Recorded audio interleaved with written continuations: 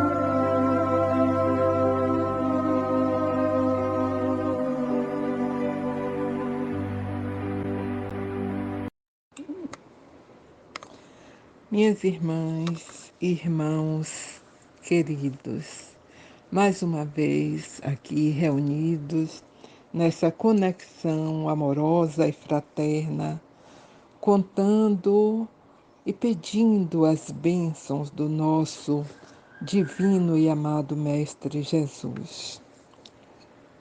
Meus irmãos, como podemos observar, ainda estamos num momento muito grave, que requer as nossas vibrações amorosas, requer a nossa transformação moral no bem, expandindo a nossa amorosidade para que a Terra, este planeta que nos foi disponibilizado, faça a sua transição para um planeta de regeneração, onde a paz, a fraternidade, a justiça reinem soberanas.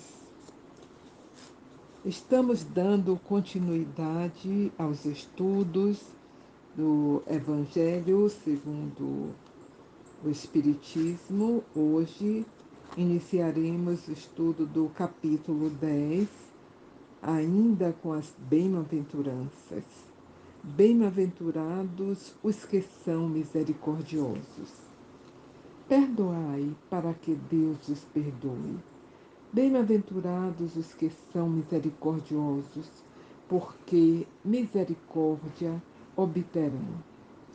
Mateus, capítulo 5, versículo 7.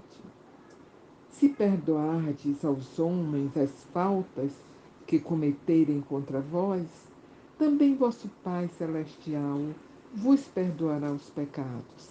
Mas, se não perdoardes aos homens quando vos tenham ofendido, vosso Pai Celestial não vos perdoará os pecados. Mateus, capítulo 6, versículos 14 a 15. Se contra vós pecou vosso irmão, ide fazer-lhe sentir a falta em particular, a sós com ele. Se vos atender, tereis ganho o vosso irmão. Então, aproximando-se dele, disse-lhe Pedro: Senhor, quantas vezes perdoarei o meu irmão, quando houver pecado contra mim? Até 7 vezes? Respondeu-lhe Jesus: Não vos digo que perdoeis até 7 vezes, mas até 70 vezes 7. Mateus, capítulo 8, versículos 15, 21 e 22. A misericórdia é o complemento da brandura, porquanto aquele que não for misericordioso não poderá ser brando e pacífico. Ela consiste no esquecimento e no perdão das ofensas. O ódio e o rancor denotam alma sem elevação, nem grandeza. O esquecimento das ofensas é próprio da alma elevada, que paira acima dos golpes que lhe possam desferir. Uma é sempre ansiosa, de sombria susceptibilidade e cheia de fé. A outra é calma, toda mansidão e caridade. Ai daquele que diz: nunca perdoarei. Esse, se não for condenado pelos homens, sê-lo-á por Deus. Com que direito reclamaria ele o perdão de suas próprias faltas, se não perdoa as dos outros? Jesus nos ensina que a misericórdia não deve ter limites, quando diz que cada um perdoe ao seu irmão, não 7 vezes, mas 70 vezes 7 vezes. Há, porém, 2 maneiras bem diferentes de perdoar. Uma grande, nobre, verdadeiramente generosa, sem pensamento oculto, que evita com delicadeza ferir o amor próprio e a susceptibilidade do adversário, ainda quando este último nenhuma justificativa possa ter. A segunda é a em que o ofendido ou aquele que tal se julga impõe ao outro condições humilhantes e lhe faz sentir o peso de um perdão que irrita. Em vez de acalmar, se estende a mão ao ofensor, não o faz com benevolência, mas com ostentação, a fim de poder dizer a toda a gente: Veja como sou generoso. Nessas circunstâncias, é impossível uma reconciliação sincera de parte a parte. Não, não há aí generosidade. Há apenas uma forma de satisfazer ao orgulho. Em toda contenda, aquele que se mostra mais conciliador, que demonstra mais desinteresse, caridade e verdadeira grandeza da alma, granjeará sempre a simpatia das pessoas imparciais. Reconciliação com os adversários. Reconciliai-vos o mais depressa possível com o vosso adversário, enquanto estáis com ele a caminho, para que ele não vos entregue ao juiz. O juiz não vos entregue ao ministro da Justiça, e não sejais metido em prisão. Digo-vos em verdade, que daí não saireis, enquanto não houverdes pago o último ceitil. Mateus, capítulo 5, versículos 25 e 26. Na prática do perdão, como em geral na do bem, não há somente um efeito moral, há também um efeito material. A morte, como sabemos, não nos livra dos nossos inimigos. Os espíritos vingativos perseguem muitas vezes com seu ódio no além-túmulo aqueles contra os quais guardam rancor, donde recorre a falsidade do provérbio que diz: morto o animal, morto o veneno.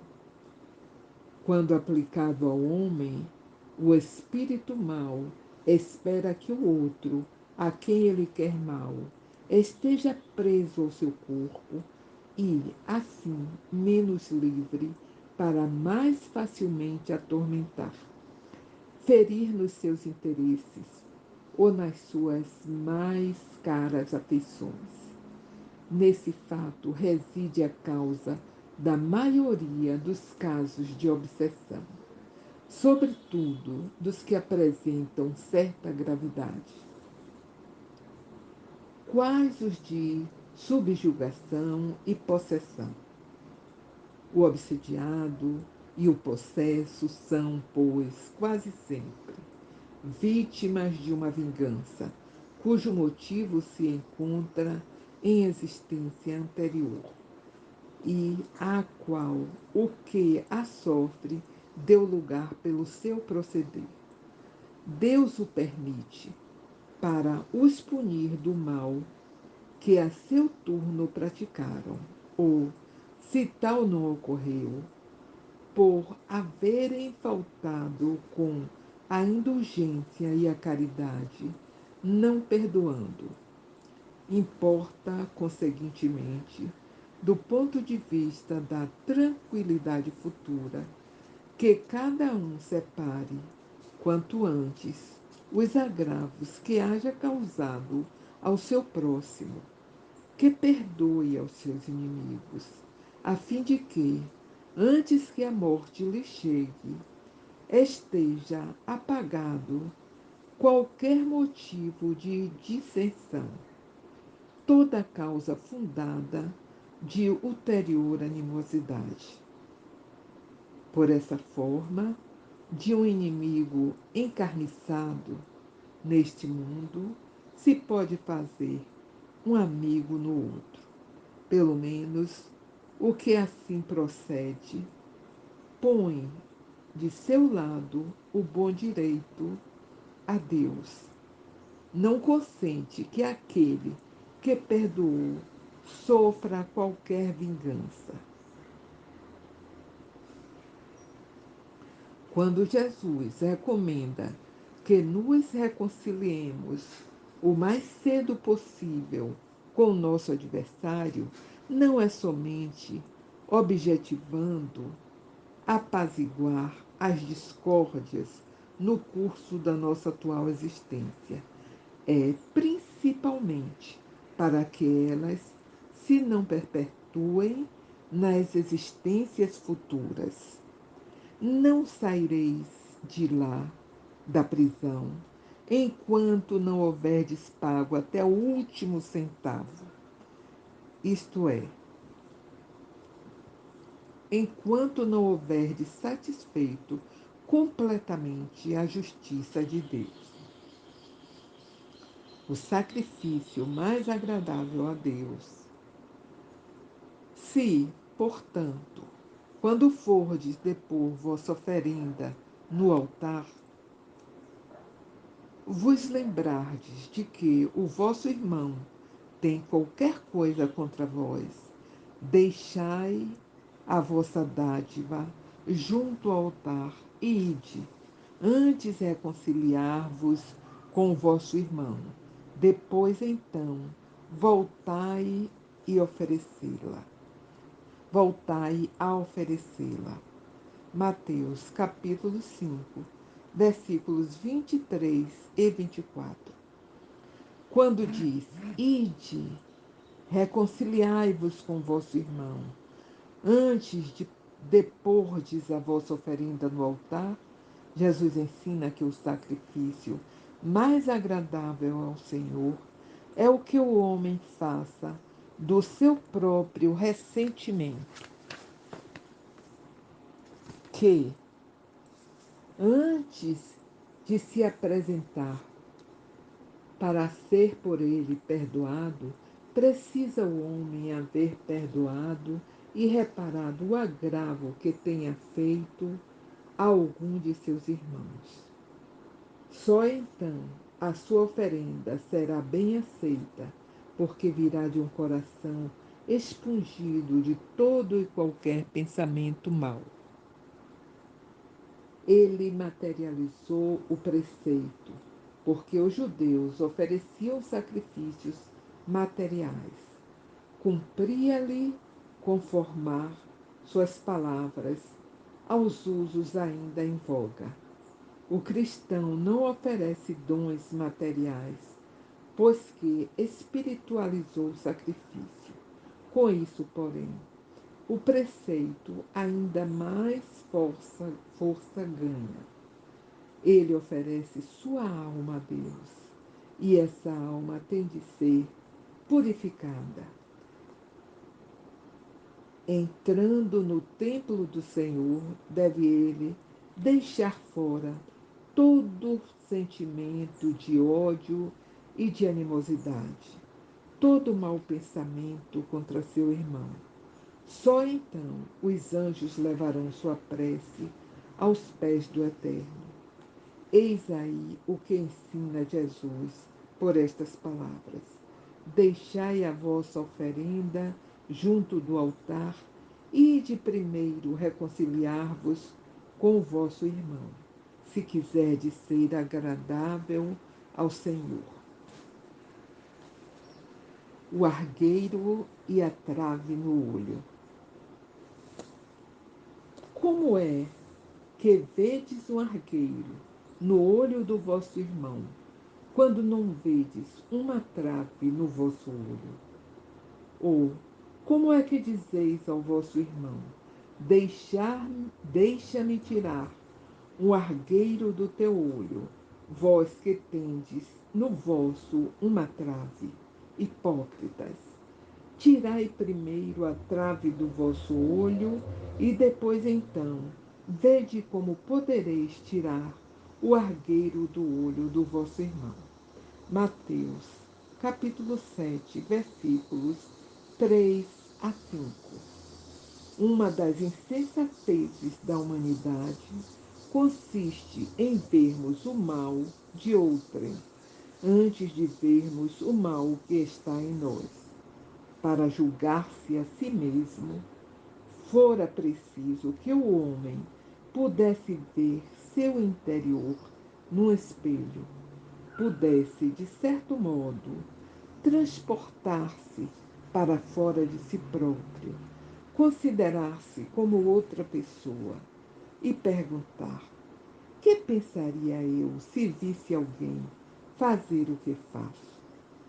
Incontestavelmente, é o orgulho que induz o homem a dissimular para si mesmo os seus defeitos, tanto morais quanto físicos. Semelhante insensatez é essencialmente contrária à caridade, porquanto a verdadeira caridade é modesta, simples e indulgente. Caridade orgulhosa é um contrassenso, visto que esses dois sentimentos se neutralizam um ao outro. Com efeito, como poderá um homem bastante presunçoso para acreditar na importância da sua personalidade e na supremacia das suas qualidades, possuir ao mesmo tempo abnegação bastante para fazer ressaltar em outrem o bem que o eclipsaria, em vez do mal que o exalçaria? Por isso mesmo, porque é o pai de muitos vícios, o orgulho é também a negação de muitas virtudes. Ele se encontra na base e como móvel de quase todas as ações humanas. Essa razão porque Jesus se empenhou tanto em combatê-los como principal obstáculo do progresso.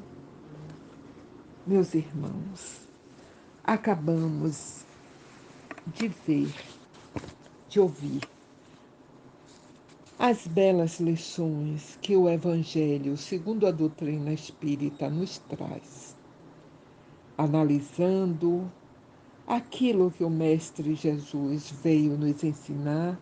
Os evangelistas Mateus nos transmite esses ensinamentos. O perdão, meus irmãos, perdoarmos sempre é a base da concórdia, da vivência aqui ainda na Terra, em harmonia, em paz. A vingança é um dos piores males. A vingança já deve estar pertencendo ao nosso estágio primitivo.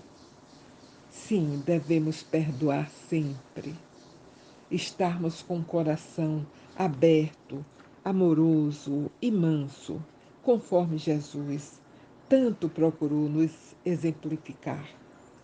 E a todos os momentos, em todo o nosso caminhar aqui na Terra, nós estamos sendo testados e postos em prática, porque sempre vai haver, nós encontraremos razões e motivos para perdoarmos o nosso, aquele que, por acaso, tenha nos maltratado, nos ofendido, e também nos auto-perdoar, porque nós também, sim, nós fazemos também mal a outros, nós ferimos também o outro, ainda é nosso estágio.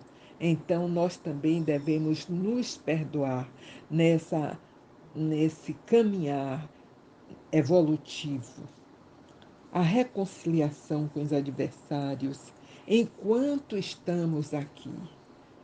É um absurdo dizermos não perdoarei nem depois de morto. Nós vimos aqui como as obsessões, nós atraímos as obsessões. Somos nós, meus irmãos, com nossos comportamentos, que nós atraímos os obsessores. Então devemos perdoar antes que saiamos daqui da carne, da terra, porque ao estarmos desencarnados, estas situações são muito potencializadas. E quando Jesus nos fala sobre o argueiro e a trave no olho, quantas vezes, como o Mateus nos narra, hipócritas, quantas vezes nós, maledicentes, criticamos e observamos ao irmão, ao invés de estarmos sempre nos observando, procurando crescer, fazendo o autoconhecimento, nos conhecendo conforme Santo Agostinho na questão 919 de O Livro dos Espíritos nos aconselha todos os dias, antes de dormir, procuremos em nós mesmos nos investigar. Onde foi que eu feri meu irmão? Onde foi que eu poderia ter feito o bem e não fiz? Onde foi que eu faltei com a caridade, com a amorosidade? Onde foi que eu não contribuí para a paz? Meus irmãos, boas reflexões para nós, com as bênçãos do nosso irmão Caboclo Pele Vermelha, Gislaine Protásio, para a Comunidade Espírita Cristã Pele Vermelha.